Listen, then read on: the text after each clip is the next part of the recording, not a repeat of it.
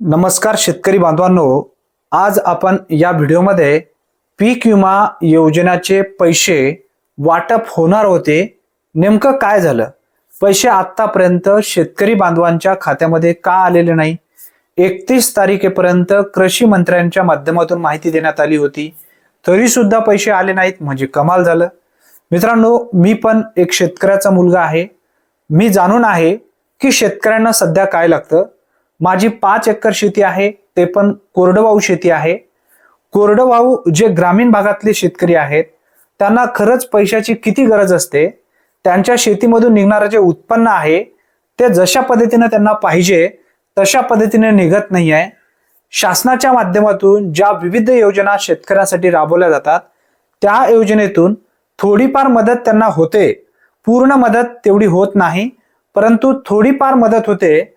त्या मदती पोटीपायी शेतकरी फक्त त्या पैशाच्या वाटपाच्या अपेक्षेत असतो, परंतु शेतकऱ्यांना ते पैसे वेळेवर मिळत नाही, सणासुदीच्या दिवसात मिळत नाही।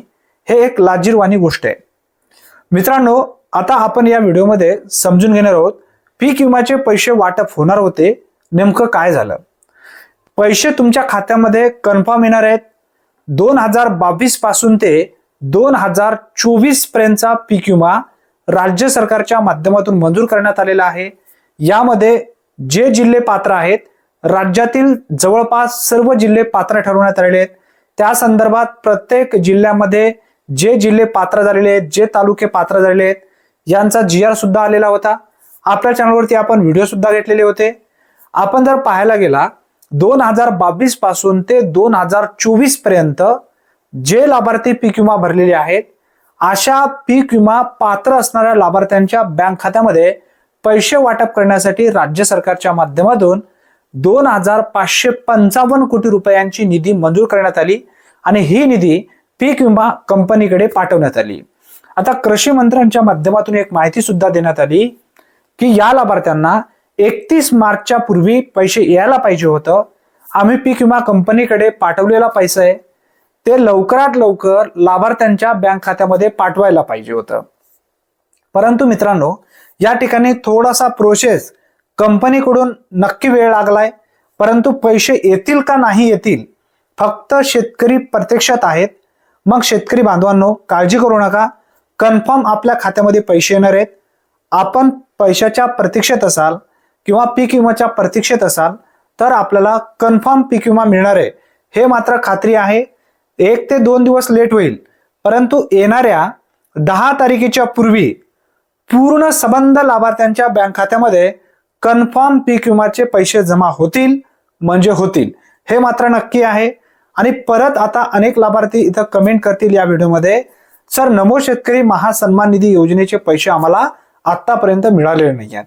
आता नमो शेतकरी महासन्मान निधी योजनेसंदर्भात सुद्धा सरकारकडून थोडासा वेळ लागला।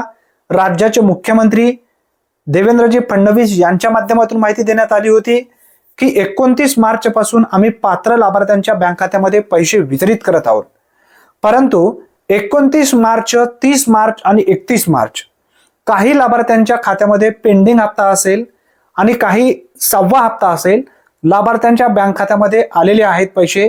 तुम्ही काही बघा, 50 लाभार्थ्यांमधून कमीत कमी 10 लाभार्थ्यांचं कमेंट तुम्ही पाहू शकता, पैसे आलेले आहेत, त्यांनी कमेंट सुद्धा केलेले आहेत। आता तुमचं जर पैसे आलेले नसतील किंवा हप्ता आला नसेल किंवा पीक विमा आला नसेल तर कन्फर्म तुमच्या खात्यामध्ये पीक विमा येणार आहे आणि नमो शेतकरी महासन्मान निधी योजनेचा हप्ता सुद्धा येणार आहे। काळजी करू नका, अतिशय महत्त्वपूर्ण ही माहिती आहे, कारण भरपूर असे लाभार्थी या व्हिडिओमध्ये कमेंट करत आहेत आणि काही लाभार्थी व्हॉट्सअप ग्रुपवरती सुद्धा मेसेज करत आहेत, सर पीक विमाचे पैसे किंवा नमो शेतकरी महासन्मान निधी योजनेचा हप्ता आम्हाला मिळालेला नाही आहे, कन्फर्म मिळणार का, कधीपर्यंत मिळणार। तर ध्यानात ठेवा, येणाऱ्या 10 तारखेपर्यंत, मी जास्त सांगतोय, पूर्वीच एक 5 ते 6 दिवस मी लेट सांगतोय, 10 तारखेपर्यंत तुमच्या खात्यामध्ये पीक विमाचे पैसे असतील, ठिबक सिंचनचे पैसे असतील, तुषारचे पैसे असतील, विहिरीचे पैसे असतील किंवा जे काही DBT अंतर्गत ज्या योजनेमध्ये तुम्ही पात्र झालाय त्या सर्व योजनेचे पैसे तुमच्या खात्यामध्ये कन्फर्म येणार आहेत, म्हणजे आहेत। कारण आर्थिक व्यवहार जो आहे 31 तारखेपर्यंत संपलेला आहे। आता नवीन जो आर्थिक व्यवहार आहे 1 एप्रिल पासून सुरू होणार आहे, त्यासाठी तुम्ही ज्या योजनेसाठी पात्र आहात तर तुमचे ते पैसे राज्य सरकार किंवा केंद्र सरकारच्या माध्यमातून देणं भागच आहे आणि त्या पैशासाठी तुम्ही पात्र झालाय ते पैसे तुमच्या खात्यामध्ये जमा करणं बंधनकारक आहे आणि जमा होतीलच. मित्रांनो, ही एक महत्त्वपूर्ण माहिती आहे. भरपूर असे लाभार्थी शेतकरी बांधव पीक विम्याच्या पैशासाठी किंवा नमो शेतकरी महासन्मान निधी योजनेच्या 6व्या हप्त्याच्या प्रतीक्षेसाठी आहेत. अशा सर्व लाभार्थ्यापर्यंत हा व्हिडिओ नक्की शेअर करा.